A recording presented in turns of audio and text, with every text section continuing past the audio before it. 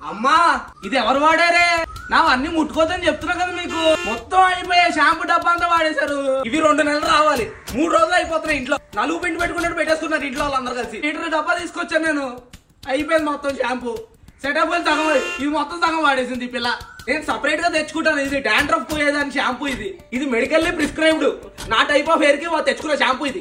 నా బుర్రకి పని చేస్తుంది. ఎందుకు వాడతారు? నాకు ముట్టుకోకండి, వస్తువులు ముట్టుకోద్దని 100 సార్లు చెప్పాను మీకు. ఏదో మిడిల్ క్లాస్ కంపెనీ. నాన్న పండు ఇదేదో సూపర్ గా ఇచ్చారు హెయిర్ ఆయిల్. అన్నా అది సీరం నాన్న. నాది ఎందుకు వాడేస్తున్నారు అమ్మ బాబు? అయ్యి బాబు అసలు నాది ఎందుకు వాడుతున్నారు? నాది కూల్ కూల్ గా చమ్మగా భలే ఉందిరా, చల్లగా. అదేం పేల మంది ఏంటి? అదేమన్నా నెత్తికి రాసేసుకున్నాను పెద్ద మెగాస్టార్ లాగా. వాడద్దని తెగ వాడేస్తారు ఏంటో. హెయిర్ కి గడ్డానికి పూర్తిగా రాసేసుకున్నాం, మొహానికి కూడా రాసేసుకున్నాం. నా మొహం ముందే గుంతలు పడినట్టు ఉంటుంది మన వీధిలో గుంతలాగా. ఇంకా ఎక్కువైపోతాయి నా పొక్కులు. నేను కొంచెం ఇంత తెచ్చుకుంటాను. నేను అంత కాస్ట్లీ, అది 4000 రూపీస్ ఉంటుంది.